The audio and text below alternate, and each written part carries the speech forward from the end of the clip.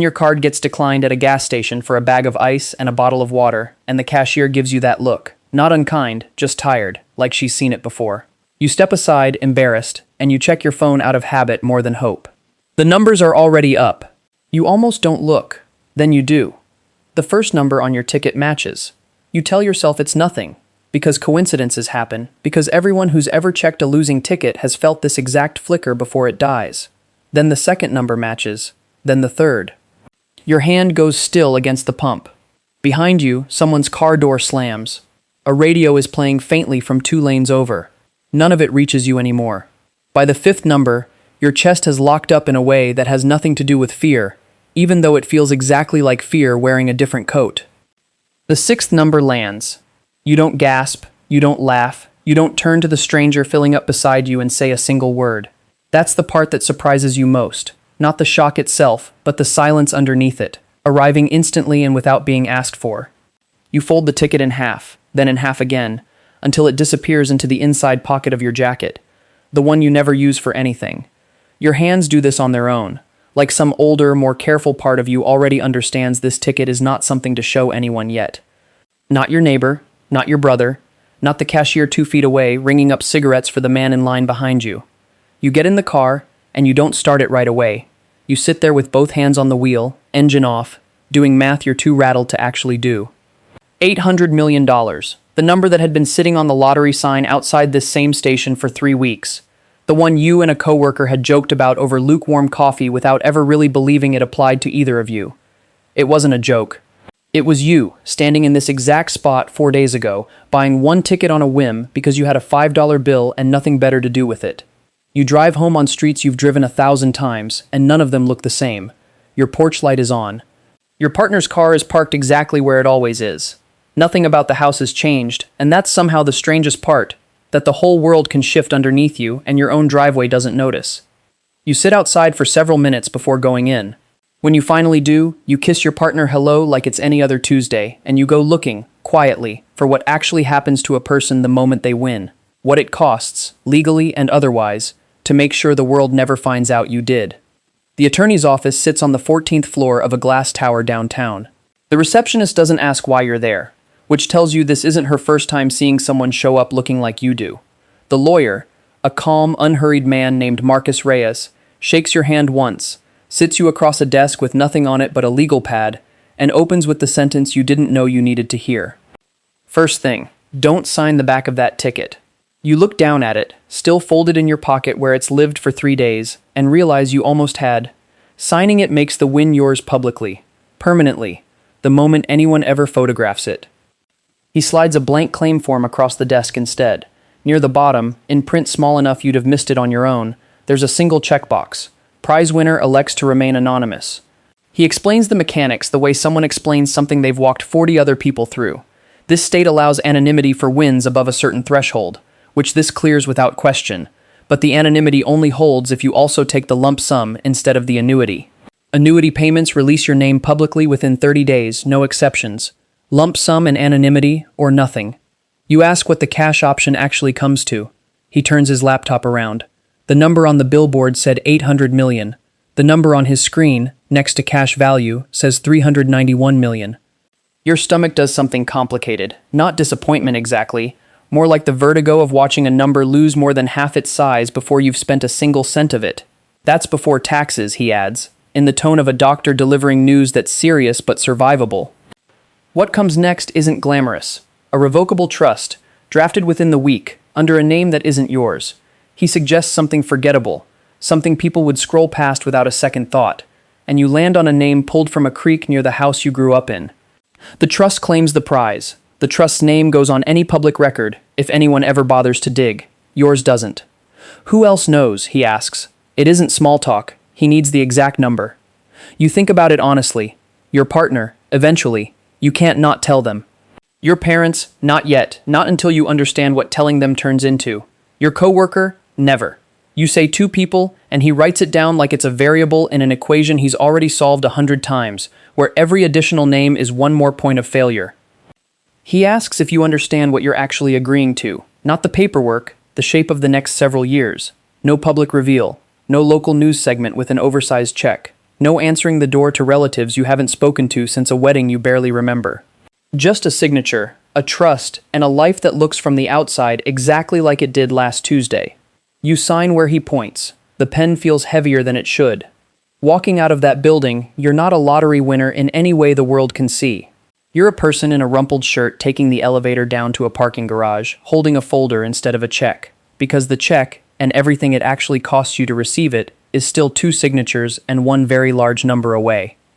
Weeks later, you're sitting in your car during your lunch break, refreshing a banking app that hasn't updated all week. Your badge is still clipped to your shirt. Somewhere upstairs, your desk still has a sticky note reminding you to call a vendor back, because on paper you are still, for now, just a person with a 9 to 5 and 45 minutes to eat. Then the number loads. 26,312. You don't move. Someone walks past your windshield carrying a sandwich bag, doesn't look at you twice, because there's nothing to see. A person in a parked car staring at a phone, same as anyone checking a score. He has no way of knowing that number just replaced every version of your future you'd quietly stopped believing in. It isn't 391 million. Your accountant, a sharp, unhurried woman named Renata Cole, brought onto the file the same week as the lawyer, had already walked you through why.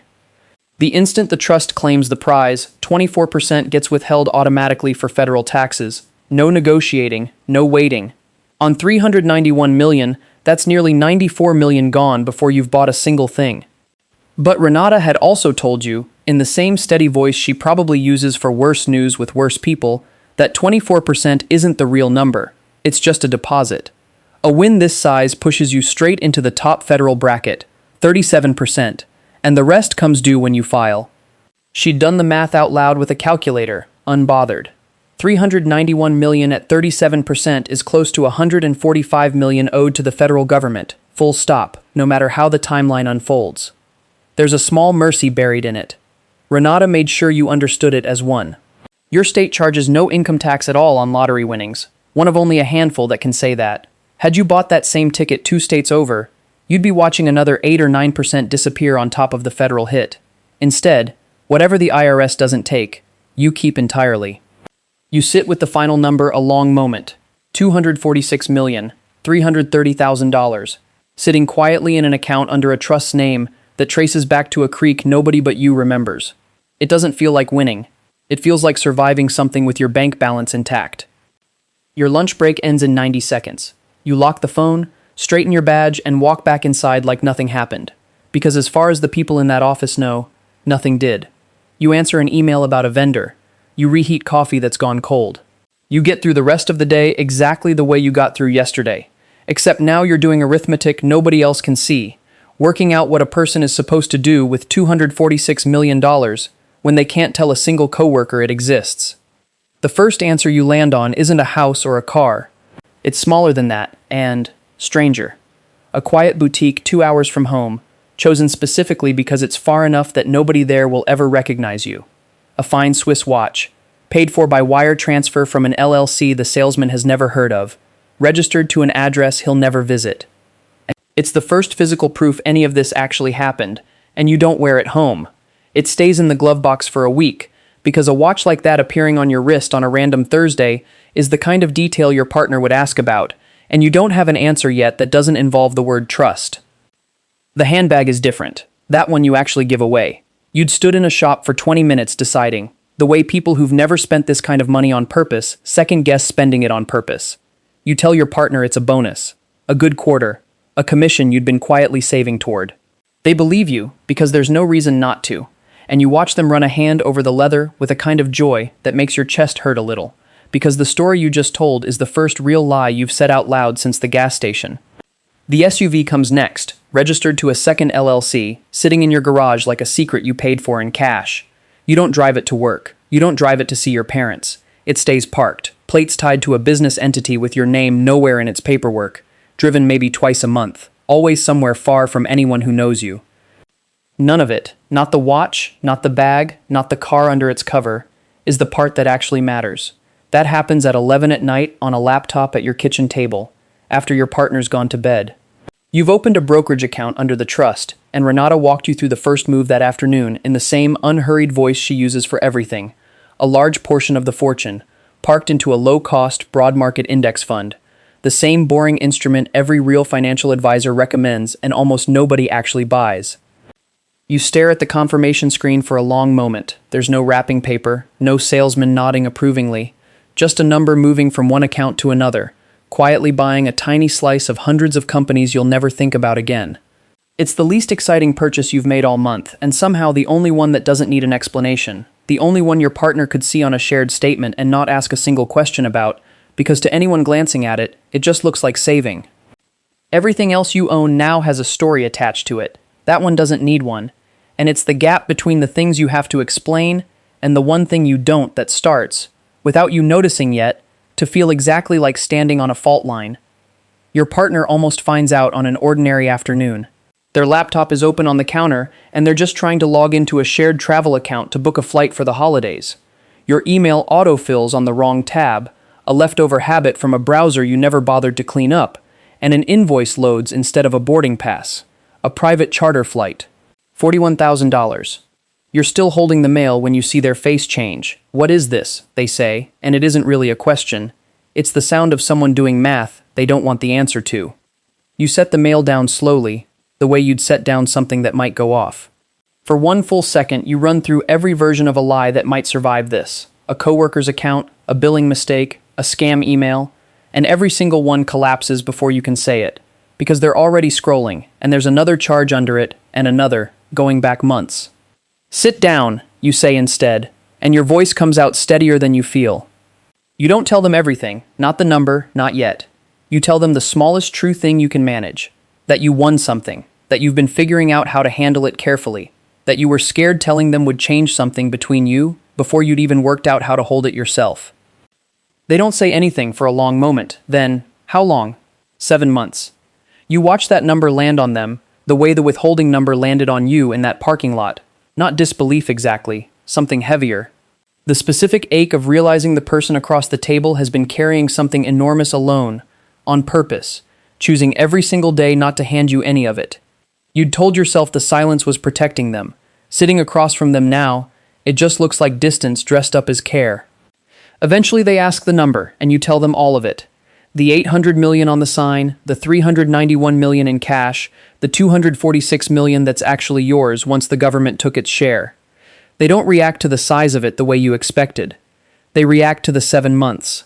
I've been splitting takeout with you for 7 months, they say, while there was a private jet receipt somewhere I never saw. You don't defend it. There isn't a version of the defense that doesn't sound like exactly what it was. You weighed them against the secret more than once, and the secret kept winning.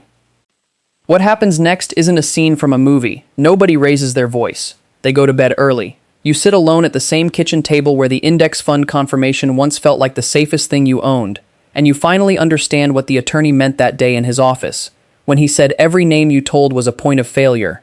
You'd counted your partner as the safe one. You hadn't counted on the cost of making them wait.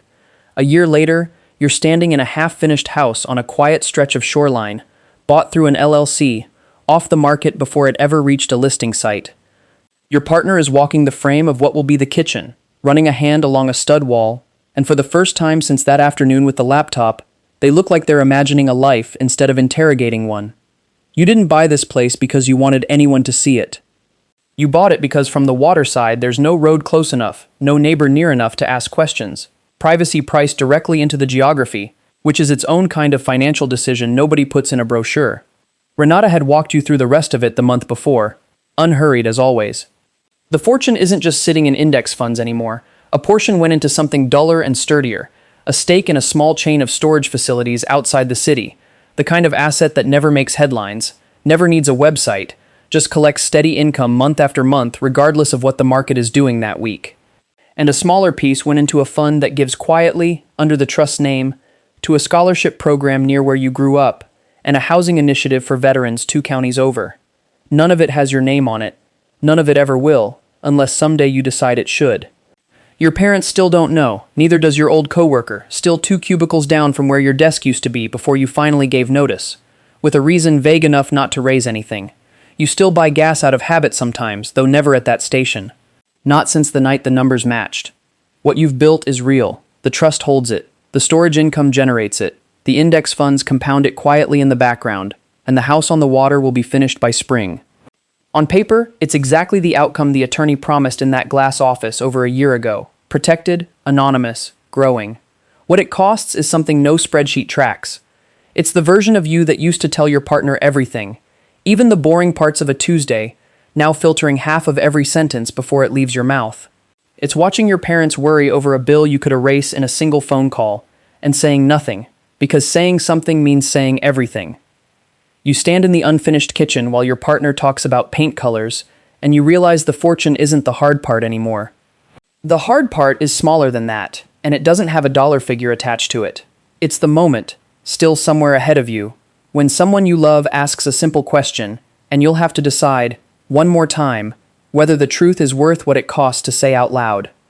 You know now exactly what that checkbox on the claim form actually bought you.